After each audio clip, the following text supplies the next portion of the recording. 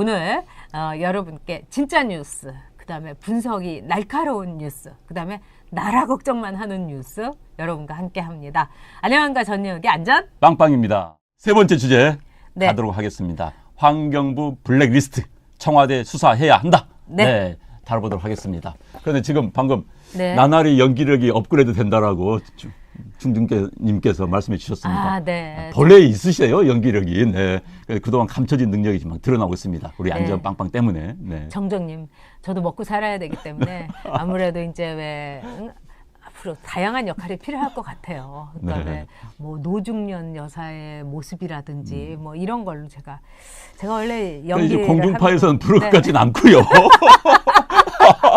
아마 저기 연극 무대로는 가시면 어떻겠습니까? 네, 제가 동순동이요. 네. 다음에 진짜 여러분들을 위해서 지금 저희가 4만 넘었잖아요. 네, 4만 네. 1천 넘었는데 5만이나 6만 정모할 때 네. 여러분들이 뭐라고 네. 하면 그날 저하고 한번 상황극을 해보겠습니다. 안영환 의원하고 저하고 상황극을 재밌게 우리가 어떻게 해서 유튜브 채널을 시작하게 되는가 네, 네. 이거를 상황극으로 해가지고 네. 여러분들에게 한번 보여드리겠어요. 네, 그러니까 네. 여러분 5만 함께 해주시고요. 저희는 그렇습니다. 상식적인 방송, 그 다음에 저희가 방송을 하는 그 목적이 있기 때문에 네. 그 목적에 여러분들이 한 배 타주시는 거 그걸로도 족합니다. 네. 근데요, 이번에 환경부. 블랙리스트를 보면은 정말 빼도 박도 못하게 돼 있어요. 일단 검찰에서 수사를 했더니 청와대 인사수석실에서 오다를 지령을 내린 게 딱 드러났습니다. 그래가지고 그거를 이 환경부의 운영과에서 받았어요. 그래서 이 감사실에 얘기를 해서 감사실에서 이 속아낸 겁니다. 사표 내세요 이러고 그런 다음에 아예 리스트를 만들어 가지고 이 김은경 장관이 자기 폴더에 갖고 있었던 거. 이거는 100% 너무나 확실한 블랙리스트입니다. 근데 여기에 대해서 청와대가 뭐라고 했느냐? 그건 정상적인 업무 활동이었다. 체크리스트였을 뿐이다. 세상에 이렇게 뻔뻔스러울 수가 있습니까? 아니 남이 하면은 블랙리스트고 자기네가 하면 체크리스트래요. 정말 세상에 이렇게 뻔뻔스러울 수는 없는 거예요. 그러니까 지금 유사한 혐의로 김기춘 전 청와대 비서실장, 조윤선 전 청와대 정무수석이 지금 깜빵이 가 있습니다. 네, 직권남용으로 지금 혐의가 같습니다. 지금 같은데 저는 제가 한번 음모론적 이야기를 한번 해볼까요? 좀 어제 그런 생각이 들었습니다. 신문 기사를 보면서 검찰 기사가 흘러나와요. 검찰 기사가 언론에 청와대 환경부 블랙리스트 이 정권에 굉장히 아픈 수사 내용이 흘러나옵니다. 제가 이제 검찰 출입기자를 해봤는데 검찰이 흘리지 않고선 쉽게 안 나옵니다. 그렇죠. 왜냐하면 이게 또 수사 대상자가요 다 공무원들입니다. 공무원들이 검찰 수사받고 나서 밖에 나가서 나 이렇게 불었습니다. 이거 못합니다. 공무원들 못해요. 일반인 같으면 그렇게 할 수 있어요. 못합니다. 그러면 결국은 검찰에서 수사 내용이 흘러나오고 있는데 검찰이 이걸 흘렸다? 저는 솔직히 검찰이 지금 청와대를 겁박하고 있지 않는가 하는 생각이 들었습니다. 왜? 지금 수사권 조정 문제, 공수처 문제 때문에 검찰이 지금 난립니다. 지금 정말 검찰총장이 청와대에 약간 협박성 발언도 한 적이 있었어요. 그다음에 지금 검찰 야당 쫓아다니면서 지금 이야기를 하고 있습니다. 그런데 검찰이 그러니까 중앙지검이 아닙니다. 지금 수사하는데 중앙지검은 지금 윤석열 씨 치하에 있기 때문에 그렇죠. 지금 남부지검일 겁니다. 그런데 검찰이 이걸 흘리고 있다라고 한다면 검찰이 협박하는 거예요. 청와대. 자, 봐라. 이거 하면 이제 청와대 수사. 그런데 검찰이 저는 그런 부분이라면 청와대 그래서 바짝 긴장하고 있을 거예요. 검찰과 한바탕 붙는다? 어찌든 기소 독점권이 검찰에 있는데. 그런데 이제 저는 검찰이 이렇게 한다면 청와대에 들어갈 수밖에 없습니다. 지금 이제 이야기 나오죠? 인사수석실에서 지시를 했다라고까지 이야기 나왔습니다. 인사수석실. 게다가 그러면은 민정에서는 가만히 있었는가? 라고 한다면은 조국, 게다가 청와대 임종석 비서실장까지 과거에 전 정권의 블랙리스트 조사하는 그 수순대로라면은 관련 수석하고 비서실장까지 조사할 수밖에 없습니다. 그거 지금 청와대 바짝 긴장을 하고 있을 겁니다. 있을 네. 겁니다. 네. 또 그렇게 해야 되는 겁니다. 네. 맞습니다. 이 검찰이 움직임이 이제 심상치 않다. 이제 이런 이야기는 저도 많은 법조인들한테 들었습니다. 그리고 지금 이제 사실 문무일 검찰총장이라는 사람은 정말 바지 총장이나 마찬가지라는 거예요. 그래서 문무일 검찰총장은 처음부터도 문재인 대통령에 대해서 이 약간의 이 적폐청산이라는 거는 빨리 끝내야 된다. 2016년 아래, 2017년 네. 아래로 빨리 끝내야 된다. 이래가지고 또 이제 가재미 눈으로 이제 이 말하자면 이제 이 점수를 잃었죠. 네. 그리고 지금 상황으로서는 이 검찰은 딱 두 사람이 이제 움직이고 그다음에 윤모라는 분이 검찰총장 되는 거는 정말 이거는 뭐 이 열흘 안에 이루어질 수도 있다. 뭐 이런 정도까지 나오고 네, 있습니다. 그런데 지금 아까 기열권님께서 이 김태우 수사관이 참 이번에 큰일 했다. 저도 그렇게 생각을 네, 합니다. 그럼요. 그래서 우리가 정말 공직자로서 내부에 대해서 제대로 이 비리를 이야기하면은 이 나라가 바로서는 하나의 숨통이 터지는 겁니다. 네. 근데 바로 그 숨통이 지금 계산을 굉장히 많이 하는 검찰 안에서도 터지기 시작했다. 이 점은 우리가 그나마 좀 약간의 깨소금으로 이제 봐도 될 것입니다. 근데 여러분께서 또 봐야 될 거 중요한 거는 뭐냐면 이번에 조현욱 인사수석실에서 이렇게 내보냈을 때 이 인사수석실에 대해서는 정말 국정감사를 실시를 해야 됩니다. 그래서 지금 저는 자유한국당이 할 게 참 많습니다. 여기에 대해서도 국정감사 실시하자 이렇게 하면서 정말 어떻게 보면은 이 손혜원이라든가 이런 것까지 묶어가지고 얼마든지 승기를 잡을 수가 있어요. 네. 근데 지금 뭐 인상만 북긋고 만나자마자 뭐 되는 것도 없고 이렇게 해갖고 국회 공전을 시키게 되면은 말이 그래서 그렇지 저 여당이 아주 좋아합니다. 아주 그냥 미소를 씩씩 짓고 있는 겁니다. 그렇기 때문에 자유한국당은 장외투쟁 어쩌고저쩌고 해서 괜히 그거 잘 하지도 않는 거 그냥 길바닥에 나서 소리도 제대로 못 지르는 거 이런 거 하지 말고 국회 안에서 여러 가지 수단을 통해서 무기를 통해서 싸워야 되는 겁니다.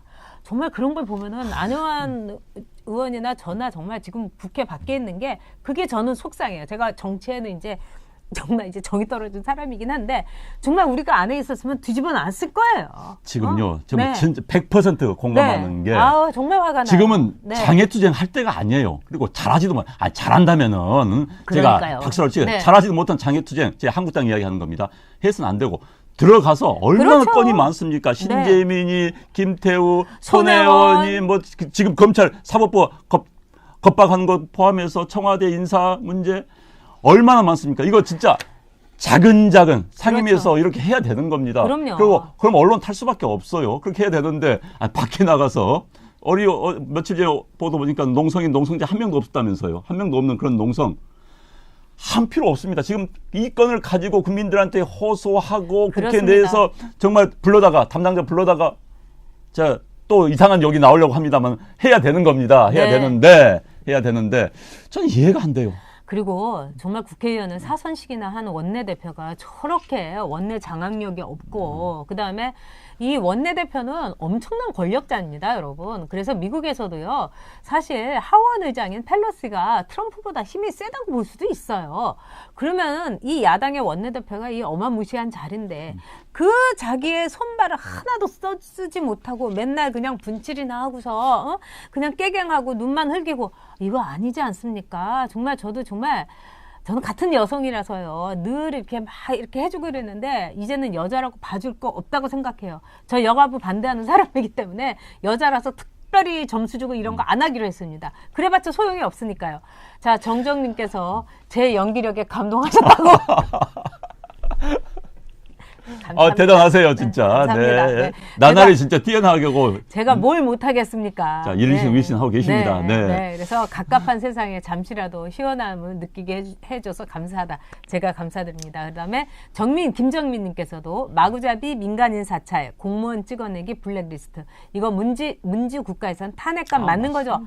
맞습니다, 김정민님. 우리 탄핵 시켜야 됩니다. 그리고 저는 이렇게 보면서 우리가 너무 순진했다. 저도 순진했다. 왜냐하면 우리는 늘 선의에 기대지 않습니까? 근데 저 사람들은 정말 악랄한 사람들입니다. 사악한 사람들입니다. 그러니까 우리 이제는 저들에 맞는 방식으로 우리가 대해줘야 된다. 저는 이렇게 생각합니다. 네, 특히 전제 블랙리스트 자꾸 이야기만 그들이 그렇게 비난했던 것을 똑같이 하면서 본인들은 정직한 채, 깨끗한 채, 네. 도덕적인 채, 정의로운 채 해왔던 것이 정말 가증스럽습니다.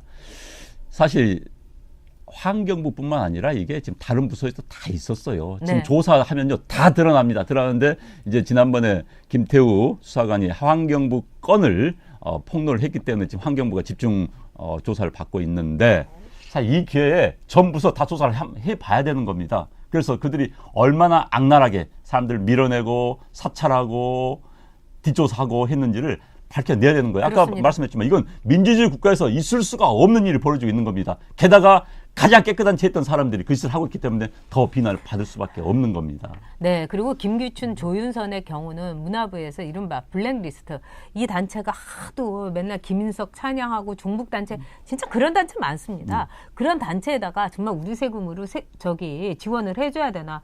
저도 그것도 정말 문제있다고 생각합니다. 그래서 그거를 말하자면은 여기에 대해서는 좀 생각을 해보자 이렇게 한 거지.